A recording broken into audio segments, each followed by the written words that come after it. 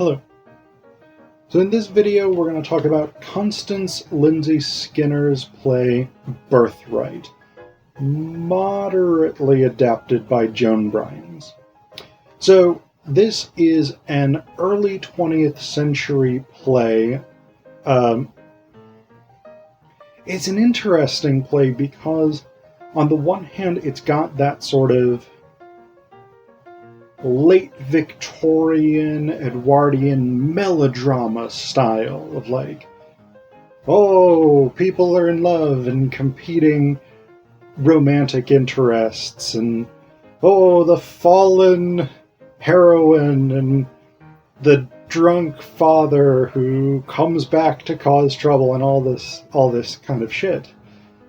But it's also a very ethically forward-looking play in that it takes white people to task, white Canadians to task, for the treatment of Indigenous North Americans. So, basically what happens in the play, you have a woman... The protagonist is a woman named Precious Conroy, who has been raised to believe that she's white in 1905 British Columbia. So she's been raised to believe that she's white, so she's been raised by adoptive parents under the premise that her parents had died. Bizarrely enough, their version of raising her seems largely to have involved sending her to California so that she wouldn't actually meet or know their own children, which is kind of weird. I think maybe in 1905 that was a thing you did. You're just like, off to California with you. Yeah, we're your adoptive parents, but we're not going to see you for your entire formative life. So she comes back to this society. Obviously, her adoptive parents, the Mcleans, know that she's a quarter. It's not clear what First Nation she belongs to, because Skinner's not that detailed about it, and actually there are some problems from a modern perspective with how Skinner deals with things, but from the perspective of the 1910s, when this was originally written and she attempted to get it produced in various places, it was pretty forward-looking. But that was also over a century ago. So things change. So anyway, Precious comes back, and there was some sort of adventure in the South, in like the American Southwest, in Southern California, where the Mclean's son, Harry, fell into the ocean or was drowning or something like this, and Precious, not knowing who he was, leapt in and saved him, and they fell in love in that moment. And so Precious comes back, and Harry comes back, and they meet, and they're like, hey, I saved you / you saved me, depending on which one of them is speaking, of course. And then they're like, let's have sex, and then announce to my very strict parents, Harry's very strict parents, that we're getting married, even though we're kind of adoptive siblings. Harry's parents are not keen on the plan because of racism. So basically, Harry's mother freaks out, and she's like, no, you're an Indian, you're not marrying my son, you're terrible because you're an Indian. Harry's dad is like, listen, take a step back here. and I'll explain to you calmly and rationally why you're terrible because you're an Indian. They say Indian. I'm gonna generally drop that term because it's on the sort of borderline of what Indigenous North Americans prefer to be called. There are some people who do embrace the term, but there are some people who are very resentful, or I don't know, because it's not an accurate description. There are people who definitely view it as a racist term, so I'm going to stop using it now.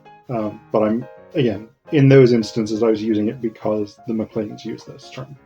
So, Mr. Mclean basically is like, get out, you're not allowed in my house anymore, you're not allowed in white society anymore, you're not allowed to marry my son, etc., etc. And Harry's there, and he's just sort of like, oh, I'm torn, but I'm not having a big emotional conflict. I'm just like, I kind of want to side with Precious because she had sex with me and I love her, but also I don't want to disappoint my parents because I have a very weak will. So that's Harry. But what clinches it for Harry is a little bit later when they're debating whether to run away, and Precious is basically like, yeah, we're running away together. This is happening. And he's like, I'm not really sure. Her dad shows up. She didn't know that her dad was alive, so that's a fun shock. When your dad, who's an alcoholic, broke, degenerate, shows up and is like, you're my daughter. Oh, hey, fucking, I'm an alcoholic. Let's, but I'm still white, so I'm better than you. Yeah, not a great character. And then Harry's basically like, yeah, I'm a bounce. I'm not dealing with this. We got the whole Indigenous person thing, which I was already on the fence about because I'm also pretty racist. But now your dad's here and he's drunk and he's kind of a dick, so see ya. And then while all of this stuff is happening, there's another storyline with a character named Lewis Prince, who is the son of the chief of the local nation. Again, we don't have a clear sense of what nation it is. And Lewis Prince is in love with Precious. And he's basically, like, throughout the play, he's basically like, you're my woman. I'll come get you at some point. And you'll be my woman. And she's like, no. No. And he's like, yeah, it's okay. It's okay. You're my woman. I got it under control. So that's a bit, like, the gender politics here are not fantastic. Because Lewis Prince, who's supposed to be this sort of, he's the positive alternative to Harry, he's not great, to say the least. So it's an interesting play, because again, it's one of those things where, like, it's written at a time period, and actually one of the things Joan Bryans did with this is to sort of skim out some of the unacceptable language and the crazy nonsense that Constance Lindsay Skinner made up about Indigenous cultures. But we've still got... So, I mean, it is one of those, like, it's early enough that you're like, alright, yeah, people were not depicting Indigenous people in a very respectful light. But she's clearly trying to do a good job with this. So you got that weird sort of on the fence tension there. So I want to point us to a few things that are generally problematic, and then to a couple of things that are actually quite good in the way that Skinner presents Indigenous peoples. So one of the things is throughout the play, we have these periodic statements by characters that blood will determine your behavior. So the first one we get is Mrs. Mclean, who says, "Oh, it seems that no matter what one does, the wild blood will show itself." This is in regards to Precious's sculpture that she's been making. She's making a sculpture of a naked woman out in nature, and the Mcleans, who are super religious and conservative, are like, "Oh, naked people, no, we can't have that. That's the devil." Yeah, so they're clearly not art critics either. Racist, not lovers of art. It's a double whammy. But we actually open right from the beginning of Act 1. We've got the character of Mary, who is an Indigenous servant to the Mcleans, and Lewis Prince. And it opens where Mary says, "Hey, Lewis Prince, what for you come?" Lewis says, "I got table from Miss Conroy." Mary says, "Huh, put him over there." Lewis says, "Where Miss Conroy?" Mary says, "Huh, she go walk." So we've got this sort of stage Indian talk. We've got dialogue that clearly reflects what people thought Indigenous people sounded like. And this is actually a big sort of point of contention in Indigenous theater, Indigenous film, First Nations theater and film and things like this. This sort of question of what's sometimes called res speak or reservation speak. This sort of stereotypical, like, how, white man kind of bullshit that you get with a lot of 19th, early 20th, and mid 20th century depictions of Native Americans and of First Nations peoples. So we have that here. And again, it's a tough call with Skinner and with this play, because like that would be the norm for depicting Indigenous peoples on the stage at this time. But it's also clearly problematic, and Skinner even recognizes that it's problematic, because at one point we learn that Lewis Prince has been to college, and like he can speak standard English. So the fact that he does speak this sort of stereotypical Indigenous, in this stereotypical Indigenous way, is kind of a problem, I think. But the other interesting thing, and I didn't mark the line, and I really should have, but at one point, Precious asks him why he speaks that way, why he speaks like an Indian.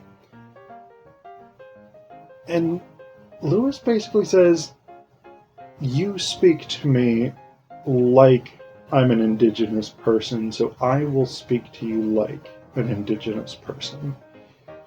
So that's an interesting sort of idea that, like,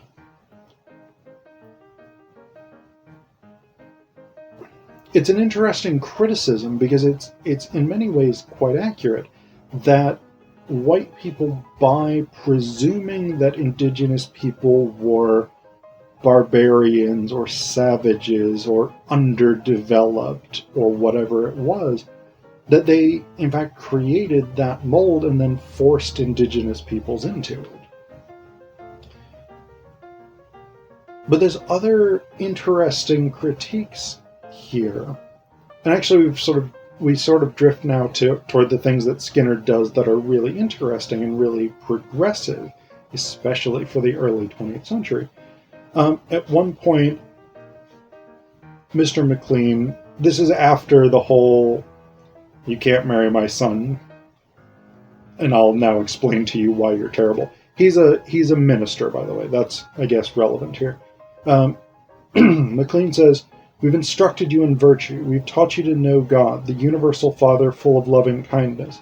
And Precious, who's really still on the fence about her indigenous identity, says, "Yes, red and white, they're all God's children. Oh, I've heard you say that.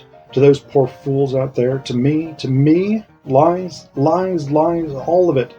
Oh yes, we're all God's children so long as we stay away from you, you whites." Mrs. Mclean says, "Shameless girl, be silent." Precious says, "But when I ask you for my share of God, for love, for freedom to love, my birthright as well as yours, then you cast me out. You and your creed and your morals. Why do you mock us with lies? Why don't you leave us alone? You make us suffer, but you cannot make us afraid, and so you hate us. Yes, you hate us because you cannot take our freedom from us, because you can never make us like you, because we will love and live and be as the earth made us." And Mclean says, "This is your gratitude. You're rebellious. I must say, heathen spirit has turned to evil all the good things we provided for you." So that's an interesting passage, because clearly Mclean is not the victor here, the ideological victor at least, in Skinner's play. The idea that, and especially his hypocrisy is exposed because he's gone to Ottawa recently to argue in favor of a law where white men who cohabitate or have sex with Indigenous women should be forced to marry them, which is not necessarily fantastic, but it attempted to address a real-world social problem through the institution of marriage, which was not necessarily a solution to that problem, but it was attempting to do something. But as soon as that actual situation confronts him, where his son has had sex with an Indigenous woman, even an Indigenous woman who they both at the time believed was white, he refuses to endorse that position. So clearly he's exposed as a hypocrite here, which of course is not necessarily great. But there are many religious hypocrites out there. So the last thing, though, I want to talk about with this play is one of the things that's really interesting. So again, Lewis's gender politics of like, you are my woman and I will come get you when I'm ready to come get you kind of thing. And despite Precious's unwillingness to be his woman. So that's a huge problem. But one of the things that's really interesting is that